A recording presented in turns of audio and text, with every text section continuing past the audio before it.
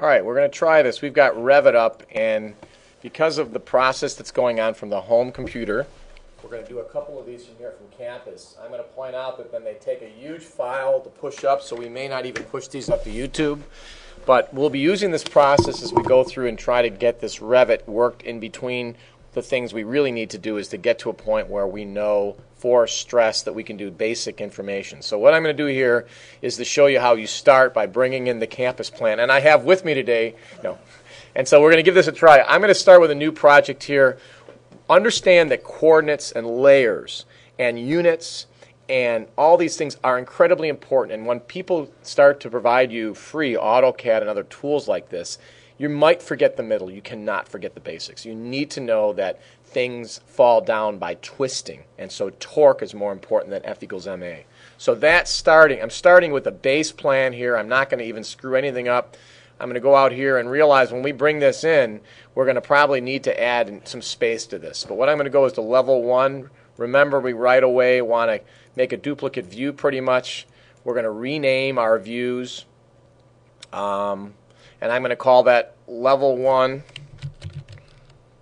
with base campus map. So base campus building. And I'm going to bring in, just show you how you bring in grid lines right now, because we'll be bringing in the campus map and working with that. We'll have a chance to use what's in the, the canned stuff out of your book as well, but we're going to work with something that we've worked around a fair bit, and that is the campus map. And this is a plan that's coming out of Somerville, so keep it a little bit close to your vest. We are in this campus. We go to a level that we want. We're going to just go ahead and go to Insert, and remember, we're going to try to link things and not import them. Eventually, you will link other Revit files as well.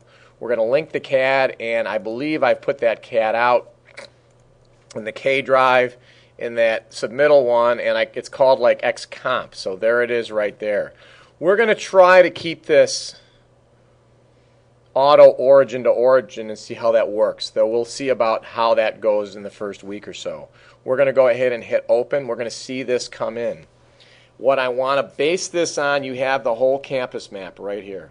And all I'm going to do, and I did it from home, is I'm going to now show you how you can go about and kind of bring in, I'm going to bring in the grid lines 1 through 6 and then A through C. And we'll show it real quick here. You go to Home, you go to Grid, and you go ahead and you're just going to grab from there. And it's going to bring in 1, 2, 3, 4, 5. I guess I'll go across the page and hope that they're all right. That's 11 and that's 12. I can go right here and hit cancel. Now what I can very often do on a regular basis is go VV and go ahead and turn off XComp and see if we got these things right. Hey, it looks like they numbered up pretty nicely.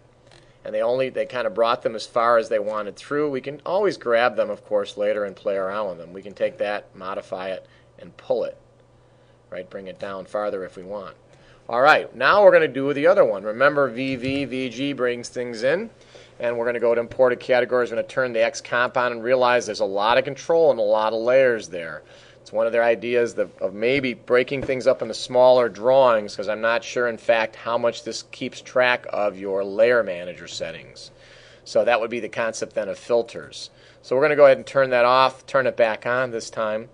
Hit apply and OK, and now this time we're going to go ahead and bring in another one with the grid, but right away as soon as we bring that in, we want to modify, right? We're going to grab that, we're going to go to grid, we're going to grab this and bring in that line, and right away we're going to right click and cancel. So we can go into here and then modify that, its properties, element properties, and we want that to be A, don't we?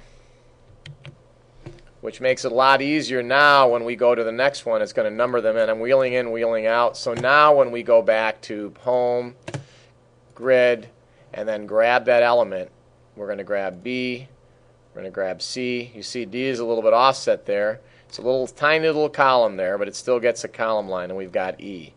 All the way through, we've pretty much got what we need in this drawing. And so we right ahead, cancel, and we're pretty much good. VV, we are in imported categories.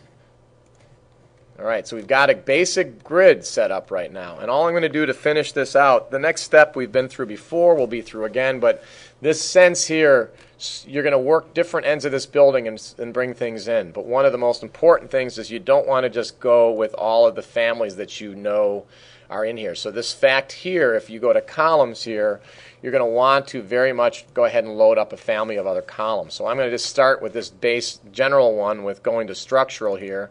I'm going to go to columns, and I'm going to grab up my wood columns, and you don't want to bring them all in, but you've got different types. We'll go with dimensional lumber, and you've got different sizes as you go through here. I'm going to get my beefiest ones, and I don't really see, I'm going to go with a, I don't know, 4 by 16. I'll go with a 4 by 10. I'm going to bring that one in. So now, in effect, if I want to go through, cancel here, and in that column, I can bring them through on the grid lines. On every intersection, I can bring through, and I'm going to bring in a 4 by 10 column right there. And they're all there. Hit cancel, so when I go to analytical view here, if I go VV here on this one, again, imported categories, take that off. I will have, we don't see the grid, but we see all the other things there. So that's how you bring in structural families. I'll try one more. I'm going to go to wall here just so you can see how to bring in a family.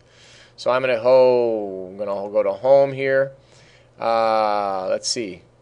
Click here. You want to go back to a level, maybe back there. Wall. And we see that we don't have the bring in the general family. So we're going to go to home here. We'll look around.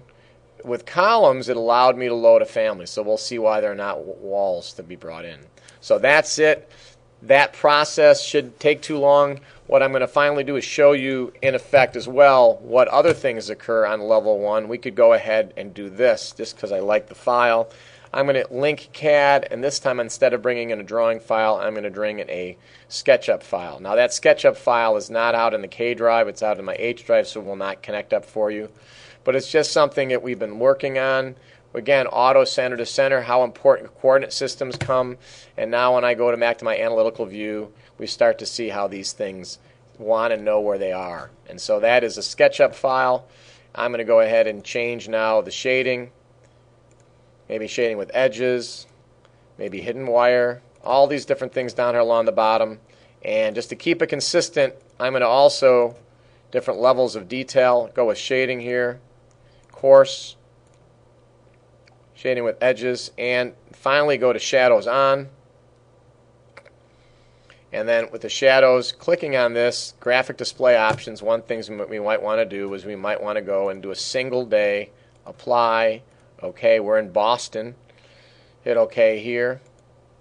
And my hope is when I go to here, I can do a preview on the solar study, turn this on, and that's what took down my machine. So that's the basics of this, and we'll hopefully this recorded and we'll put it out, and we'll try to even get it up to YouTube. It is 4:30. Thanks for listening. There'll be a lot more of these coming, and we'll talk about putting it into the context of also knowing that weight acts down, buoyancy acts up, the normal force acts normal to the point of contact. The friction force is normal to the normal force.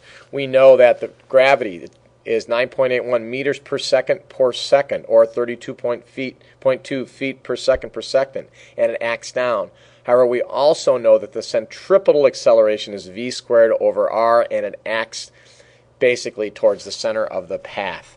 We'll see how this goes. Thanks for listening, and we'll post this one out. It is less than 6 minutes, which means it can go to YouTube. It's going to be about 300 meg. We'll see how long it takes to go.